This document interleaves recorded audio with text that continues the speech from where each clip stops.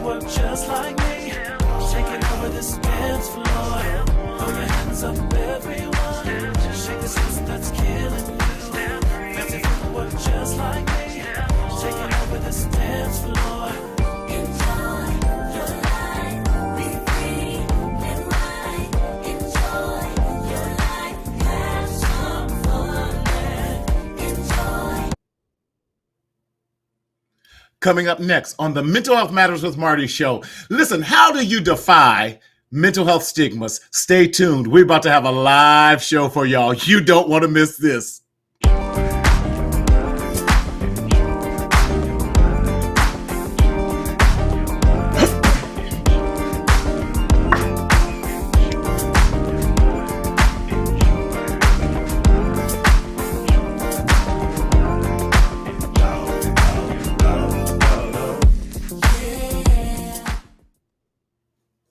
What's up, everybody? Hey, it's me. It's your boy. It's Martina Sellers, your mental health hygienist, coming to you live and in living color from Southern California, where the sun is always shining. I am so glad that you're joining us today. Listen, we got a show for you today. I'm excited about today's show. Listen, you need to call everybody and tell them, get up in the room, get up in here, put them in the chat, because we're about to make it. It's going to be live and popping. I'm telling you, I'm excited about our guest that's coming on here today. Listen, I met the brother in Fort Worth. He is off the chain, and I'll give you his pedigree in a second. But listen, you want to be here. You want to be here. Let me remind you, today we're going to be talking about mental health, professional athletes, mental health, and our students, the stigma that comes along with that, and defying the stigma that comes along with mental health. We're in September. September is Suicide Awareness Month. I've been doing a 30-day positivity challenge on the Mental Health Matters with Marty Facebook page and on my IG Instagram page. Please check it out. We've been doing a challenge every day, a 60-second challenge. Today was Get Up and Dance. Sometimes you just got to dance, and that's why I love that song that we open up with. Shout out to my boy Brent Jones, who wrote that song, Enjoy Your Life, because sometimes you got to sit back and enjoy your life, because that's what it's all about. But let me remind you what this program is all about.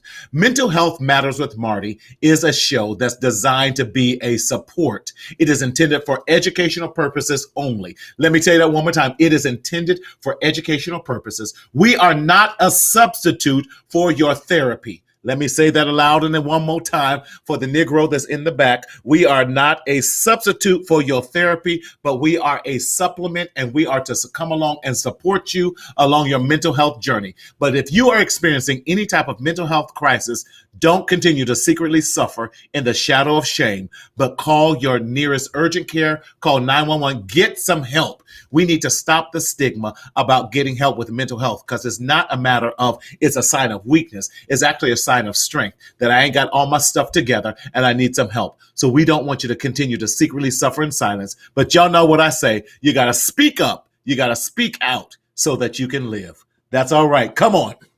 Listen, even today, before we get started, how do you get engaged with us? To engage in conversation so that we can see your comments. We want you to engage. How do you do that? By checking out our Mental Health Matters with Marty Facebook page and our YouTube Marcel Media Group. Again, Mental Health Matters with Marty and Marcel Media Group. Those are the two means in which we can see your comments. If you want to share with us, listen, we want you to put some people in there and tag along with us today, because we got a great show that's lined up for you. And before I go on, I got to say shout out and happy birthday to the Mac in the back, to producer himself, Mr.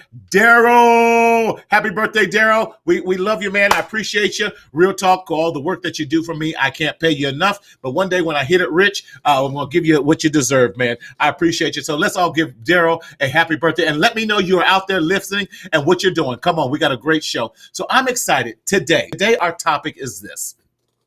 We're talking about, what's up, Joseph? Yes, that's right. Beautiful South Central.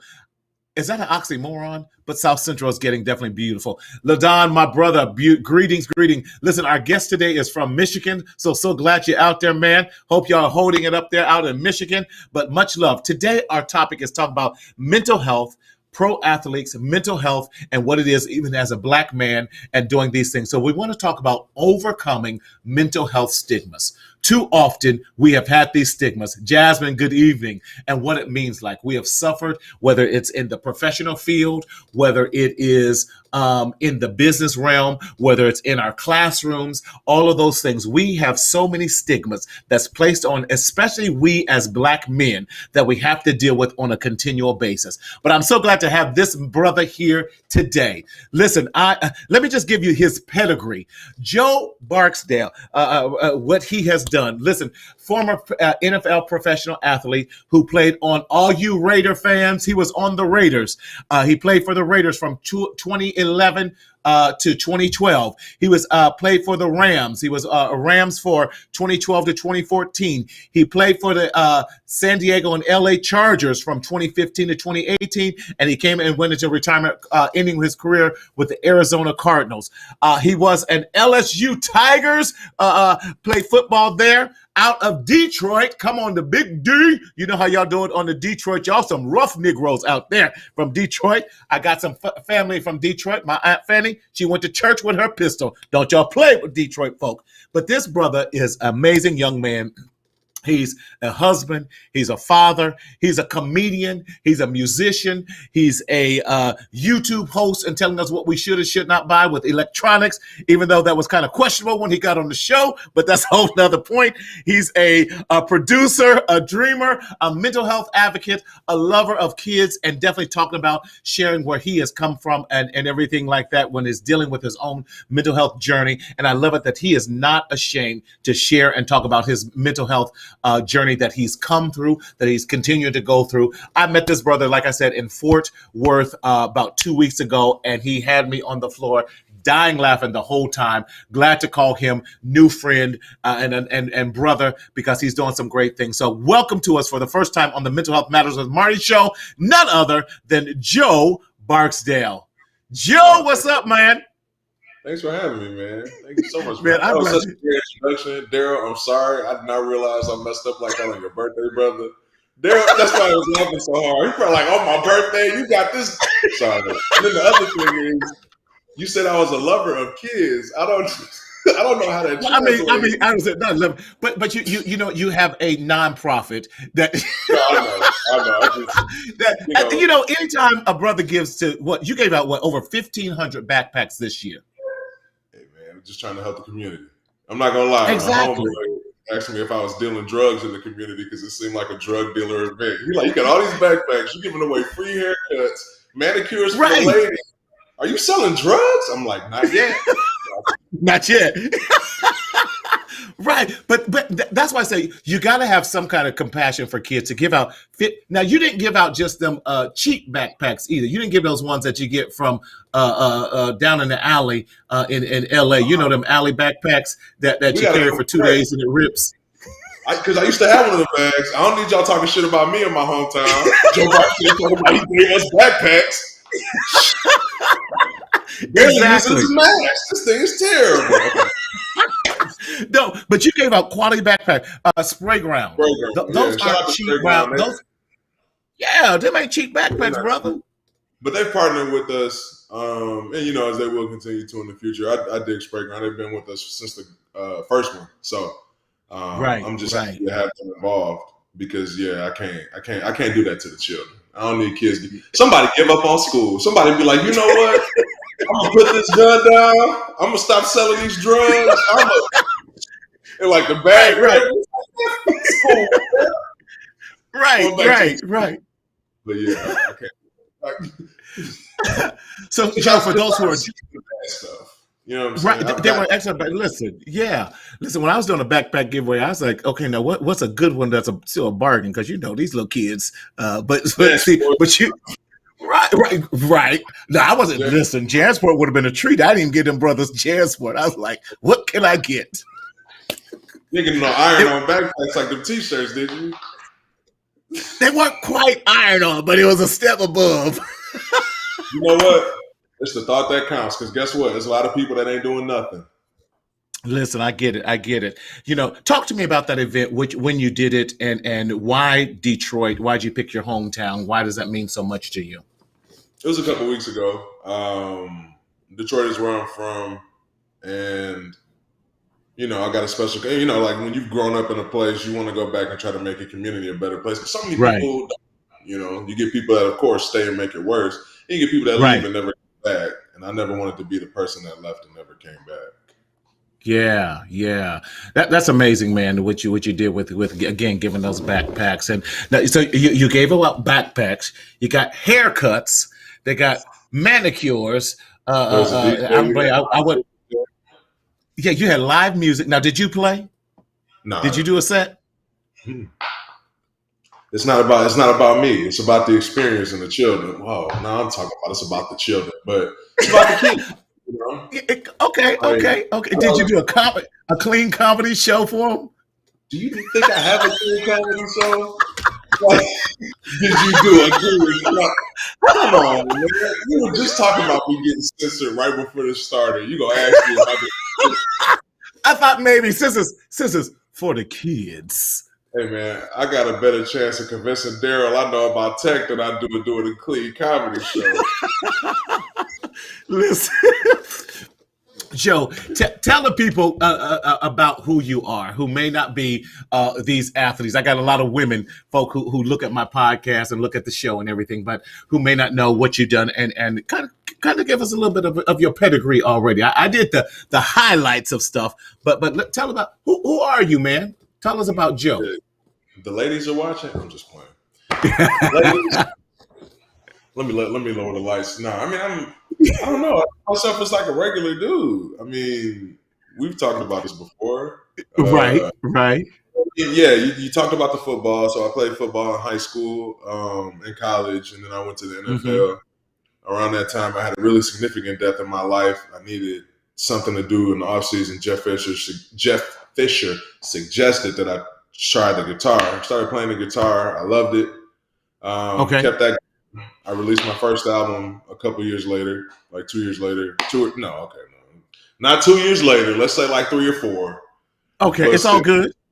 Yeah, it was actually maybe it was like 2 years later. I think I started in like 20. Maybe it was 2 years later. I started in 2014, and dropped it in 2017. Mm-hmm. So yeah, that's okay. 2. That comes out your mouth. And I love music. I've always loved music. Right. I'm also autistic. Detroit, come on.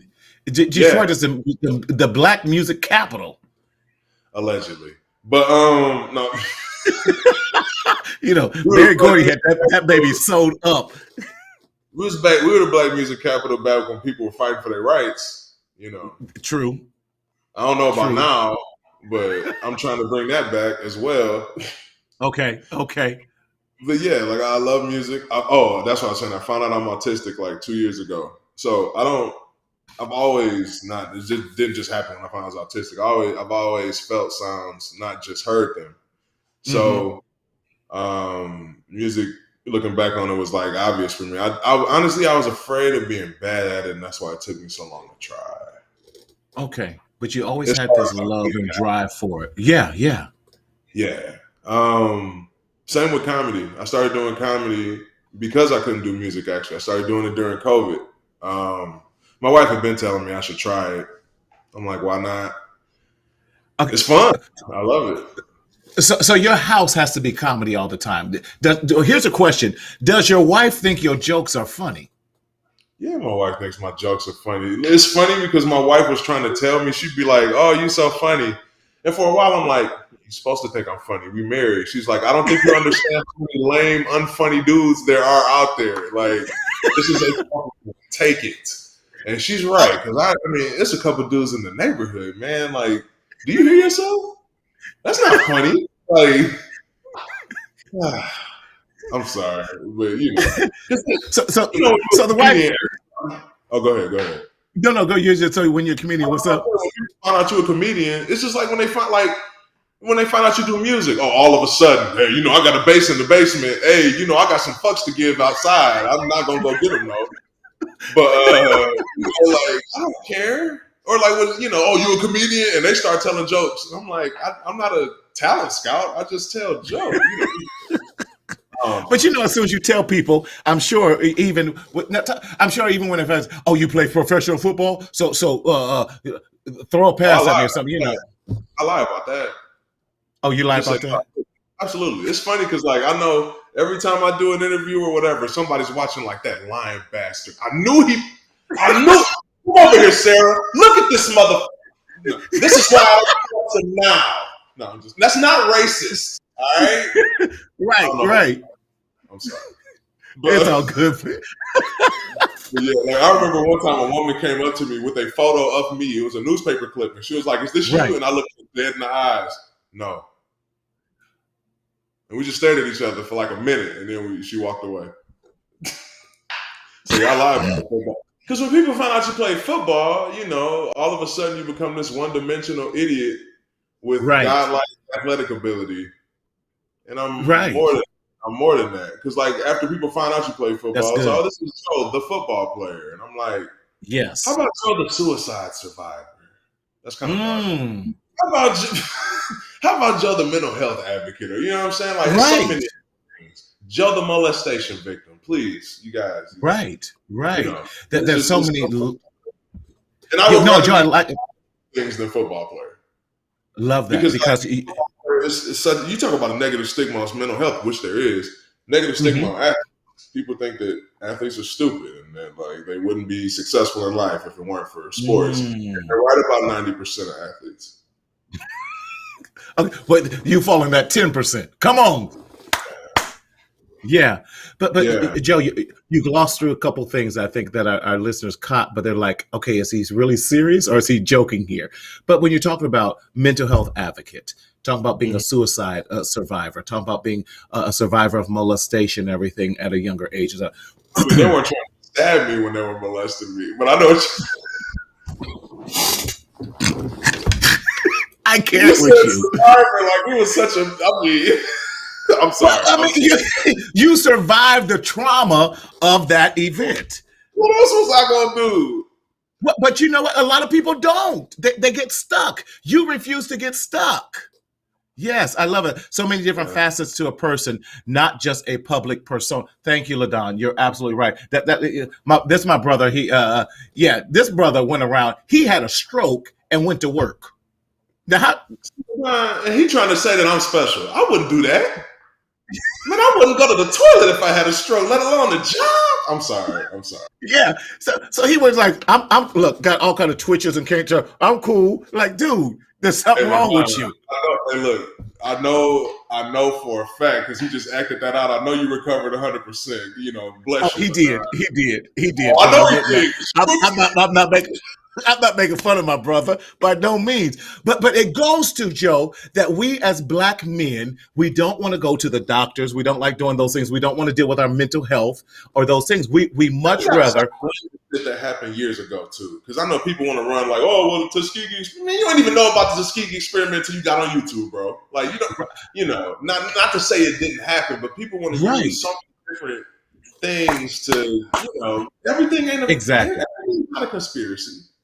Yeah. You're right. As a community, talk about, get tough, be mentally tough. Everything is 90% mental, 10% physical, but we don't want to do nothing for our brains, our mental well-being. That's not natural. You have emotions for a reason. Exactly. When did you? Let's talk through this. Why are you such a mental health advocate, and why is that so important for you? Because all over your IG channel, you're talking about mental health, man, and I love it. And because there's a negative stigma for people who look like me. Mm-hmm. That's it. I mean, I've been talking about mental health stuff, and I mean, people meant the best, but like there's a demon inside of you. We need to get an exorcism going. And I'm like, there's a demon in my hand, and I'm about to exercise your face if you don't back up, lady. I don't care whose grandma you are. Don't come over here talking about I got a demon inside. You don't even know me. Oh, sorry. Right. Oh, so you was at the church. You was at the church when that happened. Yeah, but that's the thing. And Black people, correct me if I'm wrong. People in general, correct me if I'm wrong. A lot of your trauma comes from church. Mine included. You don't want to talk about it, but like there's people that to this day don't even understand the religion that they follow fully because they've had such traumatic experiences in the church. Right. But not talking about it ain't gonna do nothing. Right. Exactly. But look how many people continue to suffer because we have. One of my favorite phrases is that we, especially as Black men, we secretly suffer in silence because under the shadow of shame. And I say that because we're too afraid or ashamed that, again, dealing with labels or those other things that the stigma of that's around mental health. You got to be crazy if you go to a therapist. You got to be crazy if you need some sort of help, or you got to be weak. And that's not the case. We know it's not the case. From my point of view, some of it's not shame. Some people don't know how to depend on other people. I don't know how to. Okay. Me and my parents talked today about that. Okay. I mean, I learned how to self-soothe at a very young age, and it's just been what I've been doing since. I mean, I try to open up to my wife now. I feel like an idiot every time I tell her how I feel, but I'm going to keep working through it because that's the healthy thing to do. Right. And I feel like, but I think that that's part of it too. Some people, I mean, you've been burned by enough people. It's hard to trust people, especially with your emotions and your deepest thoughts and stuff like that. Everybody doesn't like me. Yeah. but you're definitely able to. Says Joseph King says, a lot of foolishness come from inside the church. You're right, Joe. I've been through it. A lot of us have been through it in that regard. So hashtag shred the shame. Come on, LaDon. Come on, shred that shame. That's right. Hello, my favorite nephew. Thank you, Auntie. I was like, I have no idea who this woman is. I hope she's. I'll call somebody out. Oh, you my cousin. Please show me where. Because according to my me. But Yeah, that was my auntie. So yes, she's in Missouri. So yeah, God bless her. Hey, look, ask Daryl. Wait, it's Daryl, right? Not Darnell. Daryl, yeah, Daryl. Yeah, ask Daryl to just rewind the tape back. My face was like. I look like Kanye West. I was Right. like, Yeah. Someone else calling. Listen, but for you, and I love that because you're talking about, and you're being real transparent. And I love the transparency of that because you're right. Many of we as men don't know how to share and open up about our emotions and feelings because we're just not taught those things. We're definitely taught to shut. I started a music career because I wasn't comfortable sharing my emotions. Hey, I don't got to talk about it. I can sing about it though. You can sing about it, right? Yeah. Cool. Or you can even make jokes about it, and in your comedy show. Now I will say that you definitely make jokes about it, but I was just talking to someone about this though. Like I think people think that joy is so far away from sadness, and that's not the case. I think they're a lot closer than we think they are. Sometimes they bleed over. Like you laugh till you cry sometimes. Yes. You're right. Yeah. I think that at the center of like good jokes, like really good jokes, that kernel, there's like pain, but like polishing and making it better and that kind of thing, it becomes like a funny thing. But yeah, like you can't make a joke if you haven't been through anything. I don't think so. I don't know anybody that hasn't been through anything that's hilarious. You let me know. Yeah. Right. No, I hear you, man. Definitely with that. So how did you, since September is Suicide Awareness Month, we talk about that.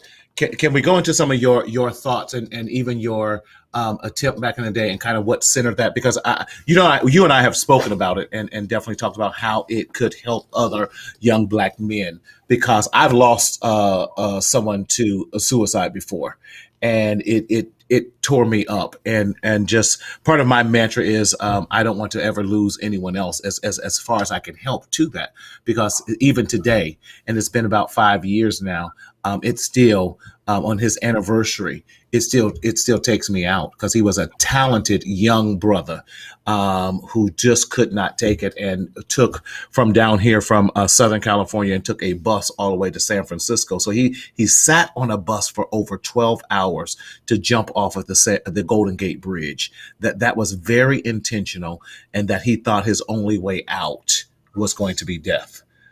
With that, and they have reports. So talk to us about when you were at that point, if you don't mind, man. I appreciate you. Oh, I've been at that point a couple of times. I mean, I was going to crack jokes about how I'm not good at suicide. Maybe I'll save that for the stage. But yeah, it's happened to me a couple of times. I mean, I know what it's like to feel helpless and hopeless, despair. Right. You know, like, and I mean, I'm honest about it, because I know I'm not the only one. Right. You know? And I think that's another reason why I'm so vocal and open, because like there's a bunch of people who feel like me that'll never say anything for themselves because they're scared or whatever. No one will listen. But hopefully hearing someone else speak on it can, help someone else. Yeah.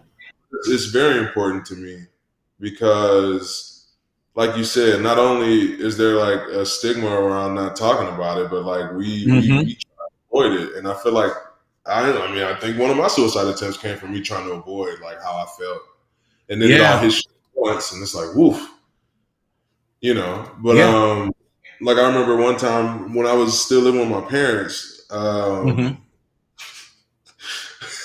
It's funny, I know I was laughing about, but like I remember I was like 8 years old or 7 years old. It was the night before my birthday, and my mom asked me if I was excited about my birthday, and I said, quite honestly, I feel like based on what y'all tell me, things would be a lot better if I weren't born, like if I weren't here. My mom starts screaming, my dad comes in like, now I got to deal with this too. So now I'm getting yelled at from two people for voicing my opinion. That was the last time that I shared like an honest emotional thought with anyone for a really long time, But that night, like, was my first time really thinking like, well, if I'm not going to disappear, I can make myself disappear. I saw a little after school special, Sarah took all those vitamins. So I went and emptied our little Flintstones vitamin. And I took all the vitamins.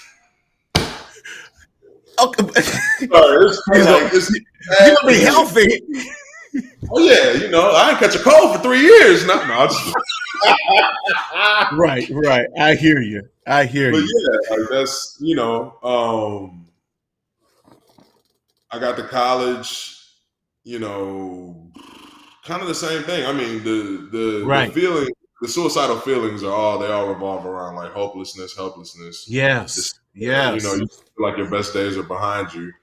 But sometimes you got to realize that like your feelings aren't real. I mean, your emotions are real, but they're not true. There you go. Like, there you go. You know what I'm saying? But yeah, I mean, and then there was the time when I was playing in the league, I was injured. And I mean, my identity was in who I was on the field, because there we go. I mean, my first time stepping on the field was like the first time that people were really happy to have me around. So I held on to that, and I was like, man, I got to be the best out there, because this is the only place I'm gonna ever get love. And then I was injured for like substantially injured for like some games, and I didn't know how to deal with it. It was my first like major injury, really. And I finally healed up, went back to practice, got into a fight with a teammate, re-injured the injury. And that's when I was like, fuck this. Like, there's nothing else. I tried. Like, I mean, it was, it was one of those, like, on top of everything else, like, oh, this was the last straw. That little, I mean, imagine, like, oh, there's a light at the end of the tunnel, and then there's an avalanche, and boom, no light. Like, but it was weird, because, like, looking back on it now, I couldn't even step outside of myself to realize, like, hey, man, this is just a small moment in time. Even if you don't play the rest of the season, like, what's that to a, But sometimes, sometimes you don't. I mean, I have a huge problem seeing the bigger picture, and I know that there are people out there like me that also have a problem. But just because you can't see it, don't mean it's not good. Exactly. But thank you for hitting that, because a lot of times we can't see the bigger picture because we're so immersed in the problem right then and now. And then especially, and I love what you even said, if you felt that kind of love like you've never felt before, this kind of stuff, hey, they love me. They love, who I am, what I do. So it's, let's be 100% honest. What do I do now? Like, what do I do now? Producer. No. Okay. But I'm saying, okay, yeah, I got you. Standing in front of people saying, "Please love me," Well, we all do that to a certain extent, but at some point in time, but listen, if you get paid for it, hey. But in that regards, but when, I think, Joe, when people look at someone like yourself, you have this career and this type of thing, and people don't. And then I'm saying this because a lot of times people don't think that there are some bigger issues that are live there that you have to go through. No one was there when you had to go through all the anxiety of an NFL draft or being traded or that what if I do get hurt? I don't know what that's like. And I don't know if I could stand up to that type of pressure because I've never prepared myself to be a professional athlete in that regards. And so we have to stop looking at the person and say, well, Joe can't have any problem. How could he even have any problems? If I had X, Y, and Z, then I would have it all together. And I think we have to stop judging people and start to look. And thank you for allowing us to stand in your shoes to see what that was like and what you were experiencing, and to hear even some of the backdrop of what you went through that a lot of times we didn't know about either, because we never know someone's true story. I told you about when that, you right? At the Chargers home game, and like I had to get carted off the field. Someone's like, "Get up, nigga, you'll be fine." I was like, hard ER, okay, like right. It's a hot girl summer, but yeah. Trauma, hurt, and depression, and epidemic in our Black communities. I think a lot of our issues as Black people come from the negative effects of slavery.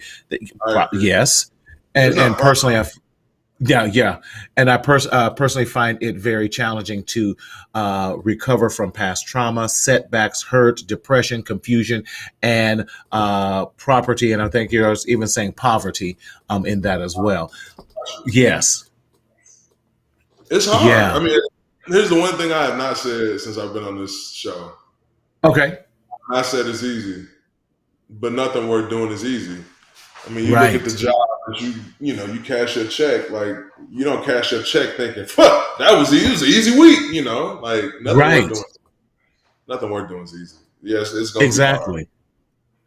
Because even talk about liquor, people do that. Yeah. I think even, what you and I have even talked briefly about is even some of the microaggressions, you being, especially you get up, nigga, it's going to be all right. Or some of the microaggressions that you had to experience as a professional athlete, and some of the pressures that was even put on you. And then you said being recently diagnosed with autism and what that looks like. Even getting through being a professional athlete with an undiagnosed autism diagnosis in there, a mental health thing, and what that was even like. Man, I just look at your story and I'm just amazed by it, Joe. Real talk. I told you that. I think you have this amazing ability to overcome some major circumstances in life, even though there's been times you had challenges with it, but you keep fighting. Yeah, what else I'm gonna do? I can't just lay down. Right. But I agree. I don't think I've done anything. I mean, there's been a lot of people who have had professional sports careers. I would say like Kanye West, he's done something. He just got his 10th #1 Billboard album. Drake's done something. Dwayne "The Rock" Johnson has done something. Richard Pryor has done something. Aretha Franklin, Marvin Gaye, they've done something. Like, I'm still trying to figure it out, I guess. But what I love, Joe, that you've done, you haven't given up on trying to figure whatever that might be out. Oh, no. When I look at, Yeah, one or two things gonna happen. I'm gonna get there or I'm gonna die. Not by suicide, like you die when you get older. Yeah. I got you. Well, I Yeah, know, but mental health, the D word. Oof. right. No, but man, real talk. You're a musician. You're getting ready to put out your second album. You're a producer. You're a dreamer. You got all these things, and what you might consider to be, I haven't done anything. Those of us here going, man, Joe's done a lot. I think it's perspective if you're looking at that as well, and maybe you haven't arrived at your goal. Go ahead. What you're saying? Same perspective you were talking about the microaggressions. Yes. Same thing. It's just in reverse now. Okay. I'm just saying. I'm saying that as an illustration. Because I know sometimes people think it's hard to put yourself in other people's shoes, but that's what it's like. Yeah. It is. I really do feel like I ain't done shit. Like, people are like, no, you've done A, B, C, X, Y, and I'm like, I don't know. Because sometimes, and I will say this too, like sometimes people try to talk you out of your mental illnesses the same way that like they try to talk you into other stuff, and you go to a therapist. So I love that you talk about you going to your therapist. When did you start going in, and what impact has going to therapy has made in your life? I started going faithfully in 2017 when I accepted my health diagnosis. And what was the second part? And how has your therapist changed your life? So I will start by saying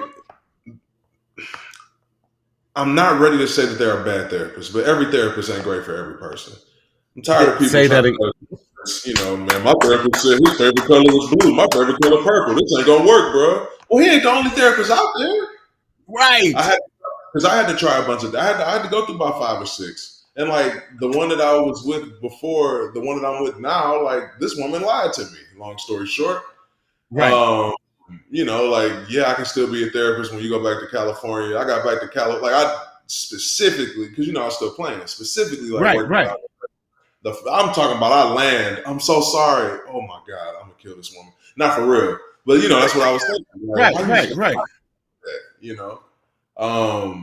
But yeah, I had to go through a couple bad therapists, but I can't speak for everybody else. But for me, it's either like, look, we can keep trying to figure this out, or we can go kill ourselves. We're not going to kill ourselves. We need to keep trying to figure this out. Exactly. Sean, thank you. You're right. And I love that. You're right. And I tell people that all the time. Listen, I've actually quit. I said, listen, this is not working out. I like you as a person, but I'm not your type of therapist. And even someone even told me, says, Marty, I like you a lot, but we're just not vibing therapeutically. I'm like, you know what? I'm feeling the same thing, and no hard feelings. Let me refer here. I got a couple other people I can refer you to, see if that works. But like anyone else, LaDonna, I'm on about my third, but she is where I'm making the best success. Exactly. You got to find what makes the best success. And I'll share this, part of the therapy is making sure that your therapist is continually growing as well, and making sure that we are doing what we have to do. Because listen, we can get stuck and think we're the experts. Yeah. And not grow with our patients and everything as well. There was one today that came in. I said, listen, bro, not my expertise. I know enough about it, but where you're at, I want to help bring you to where you need to be in that. And I said, hey, let's give each other a chance with that. And he goes, well, I just like your vibe. I'm like, I like yours too. Let's work it out. As we're talking about now schizophrenia and everything, that's not my expertise in that field, but I've worked with enough of bipolar and folk in my own family with that. And so what that looks like. Tell me this, Joe, for those who may not know, we're talking about autism, because a lot of times we think of children as only being autistic in that or that. For you, what has been one of your greatest challenges in understanding that particular diagnosis, and how did it change once you realized that you had that? No challenges in understanding the diagnosis. I say, if anything, so I was diagnosed with the mental illnesses after I was married. And then I found out about autism stuff a couple years later, and I'm just like, I went to my wife like, hey, babe, I feel like you left a lot with a lemon. I don't know what to tell you. I mean, if you want to get out, I don't blame you. I'm still trying to figure out who I am. You know, I don't know who proposed to you, but she's like, a diagnosis doesn't change who you are. Like, you're still the same. That's person. Right. That's right. Yeah. The two biggest issues for me are honestly like understanding my emotions. Okay. And social situation. Yes. Yeah. Because autism, go ahead. You hate what? Like, small talk makes me so uncomfortable because it's pointless. Like, it's logically pointless. How's the weather? I don't know. I'm just, what are we talking about? Like, I mean, language is like one of the highest forms of intelligence, and we need to use it to do more than just talk about the weather and the Lakers. Right. Yeah. But a lot of times, but can I just say this? There's a lot of people who don't have the diagnosis of autism or anything like that that don't know how to do small talk or even know how to get around those awkward moments.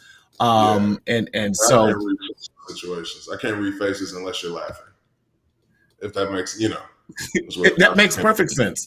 Well, there's some days I can't either, and I'm just going, "What the hell am I doing?" Okay, especially in therapy, and we both getting blank looks. I'm like, "Okay, who's the therapist here, me or them?" Notice you're focusing on something. Want to talk to me about that? Right. I don't pull out the pen. I just go, "Okay." No. Oh, word. That's me. Flagging your account. That's me. No.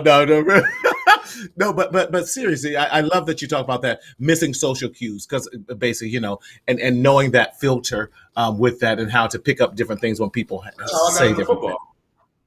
Okay. How's that? Socially retarded. Okay. So I was before football, before any of that, because I started playing football until I was in my late teens.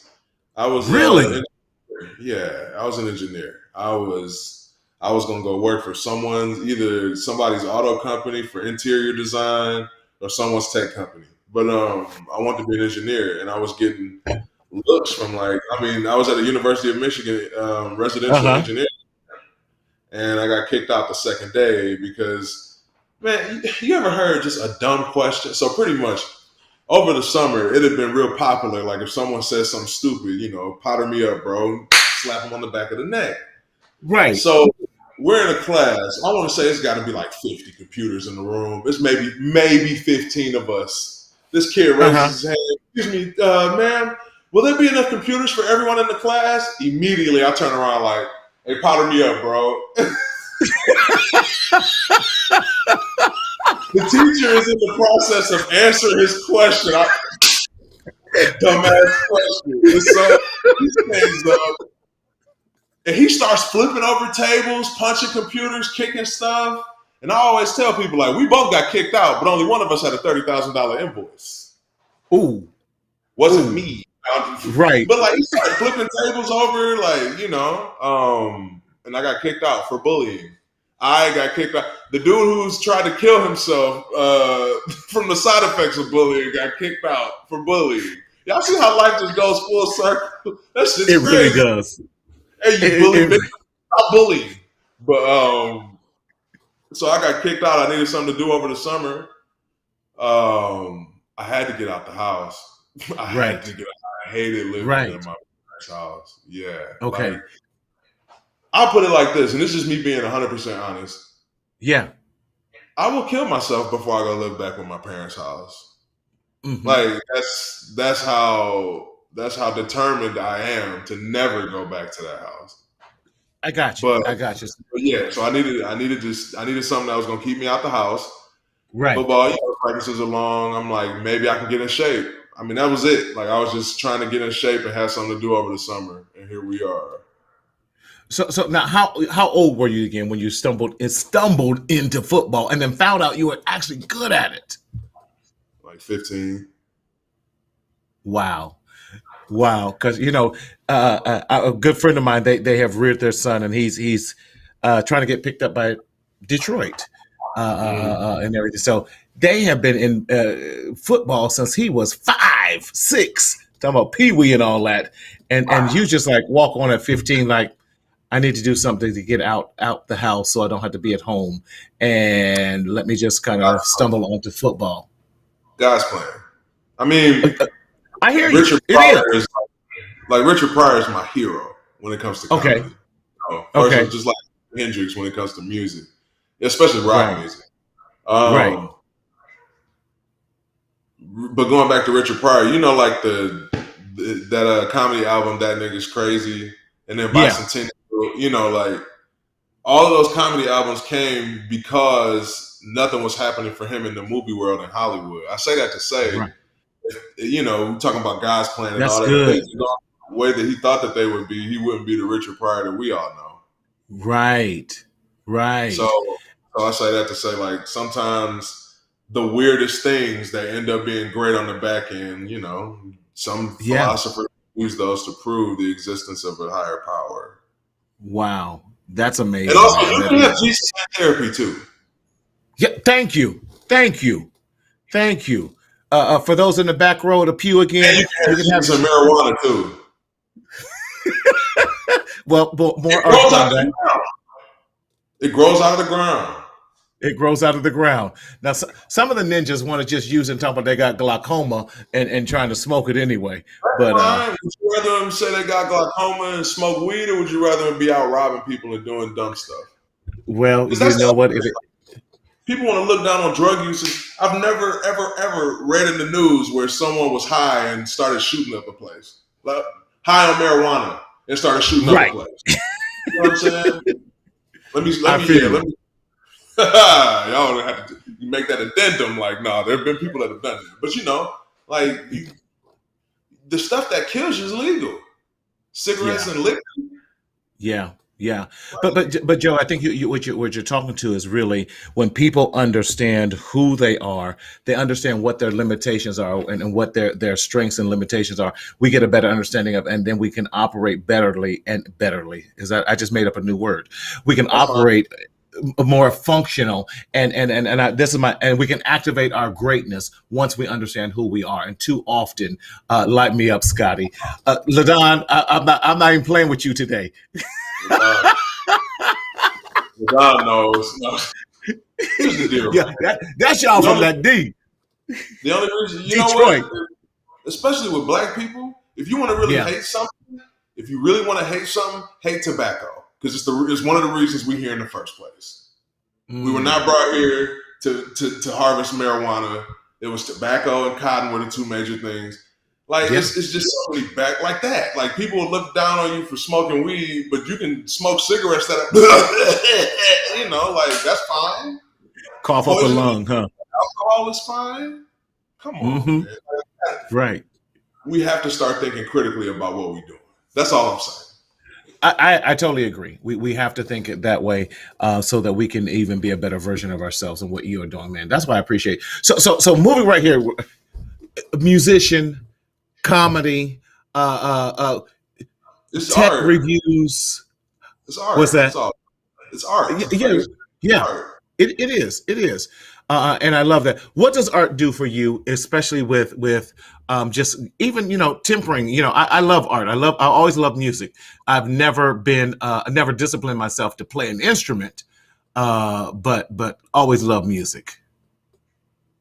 You said, what does it do for me? Yeah. How does it? Because to me, it seems like it's one of your coping skills. With just as you said, you know, you may not be able to express your emotions, but you can definitely sing them. You can play them. Comedy started out as a shield for my emotions, actually. Okay. Like as young as I can remember, whenever people would get like too personal or too close with questions, boom, jokes. And then there's just more jokes after that. I mean, my therapist thinks I'm hilarious. But you are hilarious. But you know, like that's not good because like part of it is a reaction. Like, oh, we get into my feelings. You know, like time to drop a punchline or something. But it became art when I found out about who Richard Pryor was, and that's why he's like, you know, he'll always be he'll be my favorite comedian forever until I become my favorite comedian, but that'll never happen because he'll be my favorite comedian. I found out about how fucked up his childhood was, the things that he was dealing with on the inside. Kind of the same thing with Kanye West and Drake in terms of music. Like, you know, Dwayne "The Rock" Johnson in terms of enterprise. I mean, Marvin Gaye, really, like, you are pressed to find a great person that wasn't dealing with something because you're mentally healthy. You don't even want to be that person in the first place. You know how many people out there that don't care about being famous? You know, that don't care about, like, I could never get on stage and do those kind of things, and I wouldn't want to. Like, you know, something is mentally off. You know, and I don't know. I want to say this too when it comes to therapy. Your heroes go to therapy.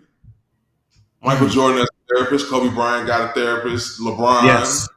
You know, you want to talk about music. Drake's got a therapist. I can't speak to Kanye's. I don't know what's going on there, but Drake's got a therapist. I believe Kid Cudi has a therapist. We hope Kanye get about 5 therapists. But see, that's the thing with Kanye, and I get it. Like, I get it. Everything. Like, I remember hearing that Sway in the Morning conversation, the whole, you ain't got the answer, Sway. I started yelling at the radio at the same time. Because Kanye was talking about how he had put all this money and he was just trying to explain his frustrations, and Sway coming at him with all these answers. And it's like, bro, shut the fuck up. I'm trying to explain to you, like, you know, like you coming and talking to me about, oh, you should do this, you should do that. I've lost millions behind this. You've lost thousands. Relax. Right. You know there's a major difference. Major difference. But he did not articulate that the right way. And so now everybody thinks he's crazy. And that's just not the case. Because I have the same kind of episodes. I don't have access to my Twitter, Facebook, or Instagram. You know why I don't have access to my Facebook or Instagram? Because a couple months ago, I got on Facebook and took a hit out on myself. Yes, you did. Yeah. You told me that. I said I would give somebody $10,000 to come put a bullet in my brain. And I guess everybody's just doing great after COVID because ain't nobody hit me up. Well, we're glad they didn't hit you up. Tell me about it. This is part of the comedy routine now. But no, man. But I appreciate your honesty of that. Because that's how people feel. Yeah. Like, you can't show me a person that hasn't at one point in time in their life just like, boy, I just wish I didn't exist. I'm not saying you wanted to kill yourself. You got some. It's like, man, it would be nice to not be. You know, there's even commercials that want to get away. Like, it's the same thing. It really is, and I have that conversation with a lot of my patients because I'm of the thought process that as long as we're not activating that several of us have at some point in time thought, and I'm not gonna lie, I've even thought about it because I grew up in a domestic violence household, and I'm just like, you know, hell, I might as well not be here because this is not changing, or this pain at this time feels too great that we're dealing with, or when life gets to be overwhelming. All of us have thought about that. But it doesn't always have to be like an emotional thing either. Like, there's been times, I know what I'm about to say is crazy. There's been times when, like, I leave something upstairs or something like that. I'm like, man, I gotta turn around and go back upstairs. God, I'd rather die than have to walk back up all the stairs. Like, you know, like the laziness kicks in. Like, right. Man, you know, I hate doing the dishes. Maybe if I just, but you know, I don't know. I'm just saying it's normal to have all kinds of thoughts in all kinds of situations. Exactly. Be, you know, like, oh man, I must be suicidal if I'm thinking about dying. I'm like, no, you're just thinking. Exactly. And knowing that and knowing the balance between all of that and knowing when we might need to get some more help or with that. And that's what I love about what you share, Joe. I appreciate your boldness in sharing those thoughts because a lot of people would not believe that, that many of us have the courage to share that in the way that you shared it. And just being Joe. Man, I just think you're amazing just because you're Joe and that you're not afraid to share your story, your perspective, or any of that. So getting caught up in our feelings can be very dangerous at times. We got to work on getting our mind right. Joseph, you're right. We do work on that. And I think that's one of the key elements that Joe has been stressing here is getting our mind right so that we can function in the everyday and function in achieving your greatness and moving forward. Yeah. Everybody benefits when you're doing better. Yeah, I think we need to realize. Of course, because even my wife benefits, my kids benefit, and yes, you ain't gonna do it for yourself. Do it for the people who love you, who are gonna be there regardless. Let's make it a little easier for you. That's right. That's right. Joe, listen, we've been on here an hour. I can't believe it. Our time has gone by, man. Listen, how can people get a hold of you? And you got to come back, man. Listen, you got to come back. I'd love to come back. Man, I would love to have you. But how can people get a hold of you? Man, just Google Joe Barksdale. It ain't another one out there right now. No, I'm just...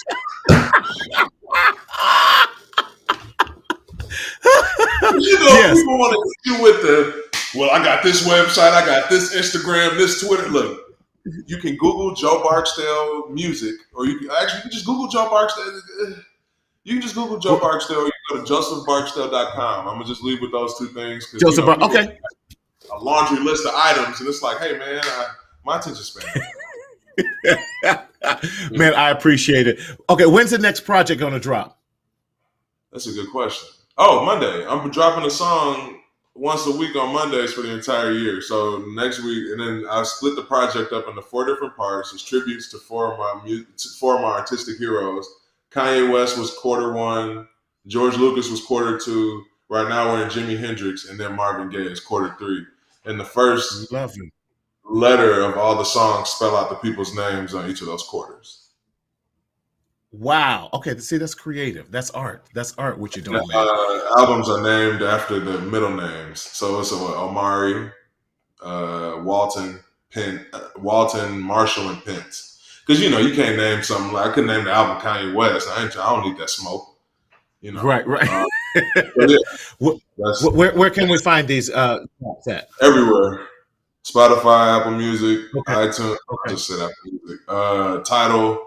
YouTube. Okay. Look, burn it for your friends. Just listen to it. I don't care. And I will say too with this project, like not all of them have singing. Not all the songs have singing on them. They're very a lot of them are very biographical.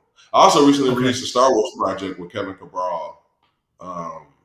But you can see all this stuff on these music channels. Check me out and hit me up. Let me know what you think. I'll respond to messages and so forth. I'm not that scared. Love it, man. Joe, I can't thank you enough, brother, for being on here. Can't wait till we hang out again in person. I'll be in Houston in a couple weeks, man. But yeah, got to definitely reach out and connect with you, man. I appreciate you so much for coming on, just being transparent, sharing with us your journey, telling Black men that it's okay that we have some mental health challenges, but it's better that we go get a therapist and that we can also see Jesus and have a therapist. But I don't want to see him face to face too soon with that. Auntie, thank you. My auntie, she always give me a shout out and everything. Joe's just relieved that you ain't his auntie because he wasn't for sure where that was from and everything. But LaDon, man, much love.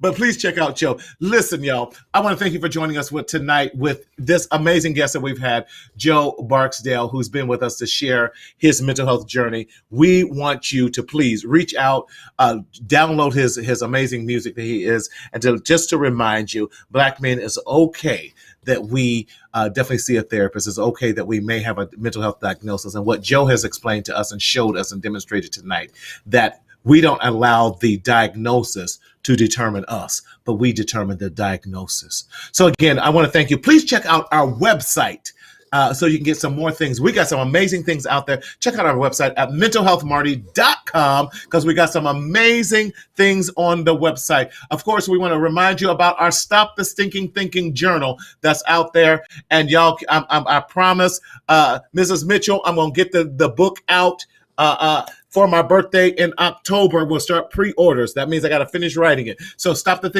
Stinking Thinking journal is out there. And also the Black Mental Health Matters t-shirts and hoodies because it's getting ready to get cold out there. Listen, we had a great week of sales in that t-shirt and hoodies last week. Please check them out. We would love for you to continue to support us along in your mental health journey. And then also check out my podcast at Mental Health Matters with Marty podcast. If you are an Apple listener, please give us a 5-star rating. Leave us a review so that other people can be tune in and join that too. And then become an I Matter member of Mental Health Matters with Marty by texting I Matter to 855-717-1272. Again, y'all, I want to thank you so much for joining us. What an exciting show. Listen, invite other people to come and join the restream of what we've done tonight as Joe Barksdale. I cannot thank Joe enough. Man, that was so cool. I can't wait to have him back for our next show. And again, in this journey called life, we don't want you to continue to secretly suffer in silence, in the shadow of shame. But y'all know how I say it. We want you to speak up. We want you to speak out. We want you to live, but more importantly, enjoy your life. See you next time.